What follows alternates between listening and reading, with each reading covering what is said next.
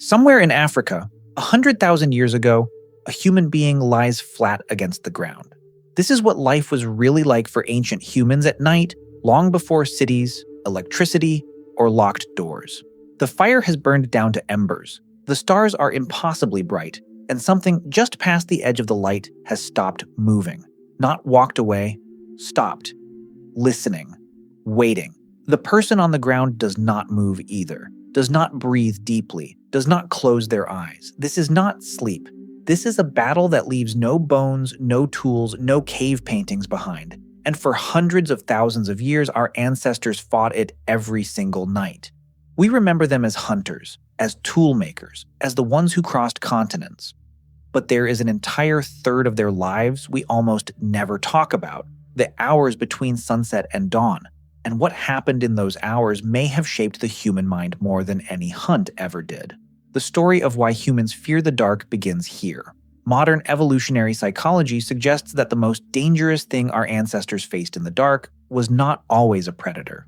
It was something far harder to fight, and you still fight it in a smaller way every time you cannot sleep at 3 a.m. What was it? Forget the mammoths and the spears. Picture instead a small circle of firelight in a landscape you have studied all day. Every rock, every path, every tree, then the sun drops, and that entire map, the one your eyes memorized, dissolves.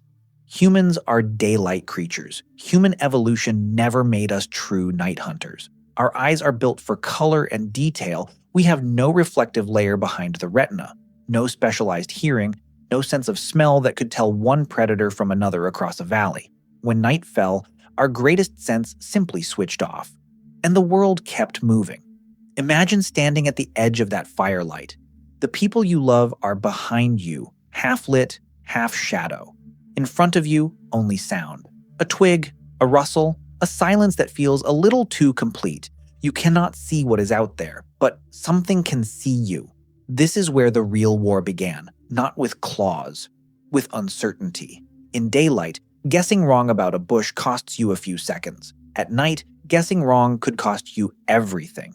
Evolution understood this math long before we did. It built a brain that would rather flinch at 100 harmless shadows than miss the one that mattered. Anthropologists call it smoke-detector logic. A smoke alarm that shrieks at burnt toast is annoying. One that stays silent during a fire is useless. Your ancestors survived because their alarms were sensitive, not accurate. That survival instinct still shapes the way the human brain responds to fear today. And yet, they were not helpless. That is the part we keep getting wrong. When archaeologists brush away the sediment inside a cave like Kesem in what is now Israel, they find something remarkable. Not weapons, a hearth used again and again in the same spot, generation after generation. A place chosen, maintained, defended. For early humans, fire became one of the greatest survival technologies ever discovered. But fire did something stranger than warm bodies or scare off animals. Fire changed what humans did with their minds after dark. Anthropologists who spent years listening to the Ju hoansi hunter-gatherers of the Kalahari noticed a pattern few people had ever described so clearly. During the day, conversation was practical. Who did what, where the food was. But at night, around the fire, the conversation changed. It grew larger. It filled with stories, with people far away or long dead, with spirits, with jokes, with the shape of the world beyond the camp. Night, it turned out, was when culture breathed. Many anthropologists believe these nighttime stories became one of humanity's greatest survival tools. A story around a fire was never just entertainment. It was a simulation. A child who hears about the hunter who ignored the warning does not need to meet the lion to learn the lesson. Fear, softened by narrative, becomes wisdom. Imagination, the same faculty that turned a swaying branch into a monster, also allowed our ancestors to rehearse hundreds of dangers before dawn. Long before books or written history, storytelling let early humans practice survival through imagination before ever facing reality. But no story could hold the night together alone. Something else was needed, something we still depend on without realizing it: each other. When researchers studied Hadza hunter-gatherers in Tanzania, they expected long, uninterrupted sleep, the kind many people imagine to be the natural way humans once slept. What they discovered was far more surprising.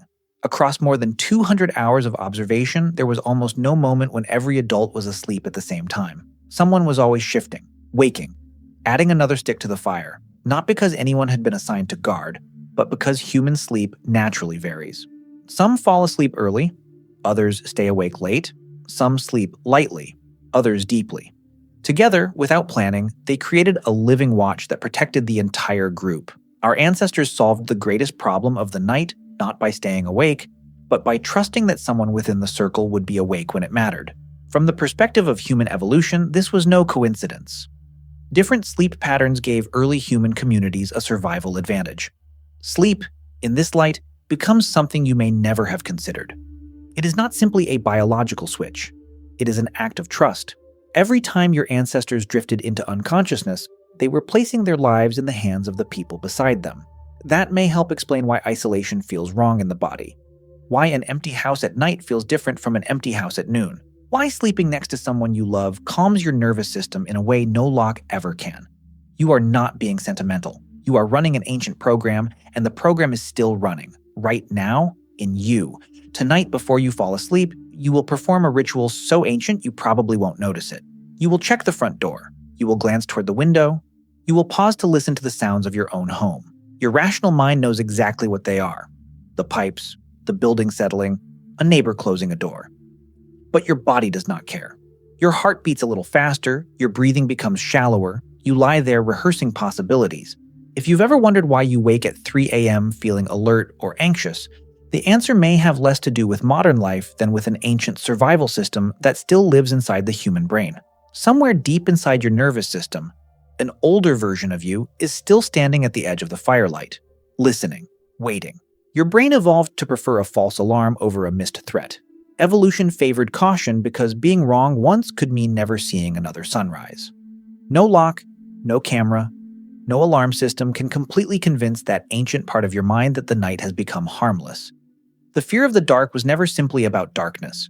It was about uncertainty, about the countless possibilities hidden beyond the limits of human vision.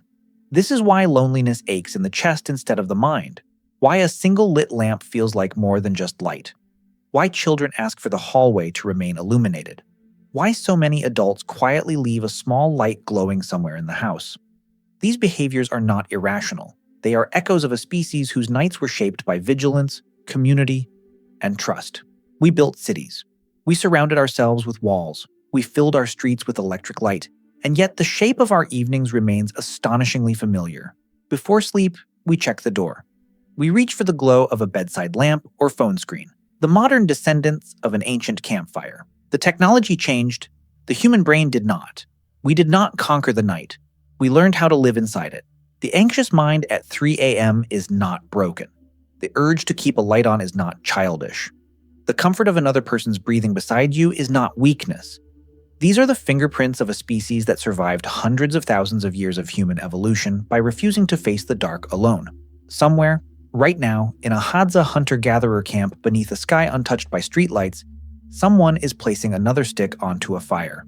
In a Ju hoansi camp, a story is being told that has been told for generations. In an apartment in Tokyo, a woman checks her front door for the second time, unable to explain why. In a house in Chicago, a father looks in on his sleeping child before turning off the light. Different countries, different centuries, the same human instinct. Anthropology teaches us that survival was never only about strength, it was about cooperation, storytelling, and trust. Dawn was never earned by the strongest hand or the sharpest spear. It was earned by the group that stayed close. That shared its fear. That trusted the next breath in the darkness to belong to someone who cared. That is the war we forgot we won. Perhaps that is why humans still fear the dark, even in the safest places on Earth. Not because the darkness itself is dangerous, but because our minds were shaped by countless nights when it truly was. Somewhere deep inside you, at the edge of the firelight, your ancient brain still remembers. You were never meant to face the dark alone. If you enjoyed this video, subscribe to Back Times, hit the bell icon, and share this video with someone who loves history.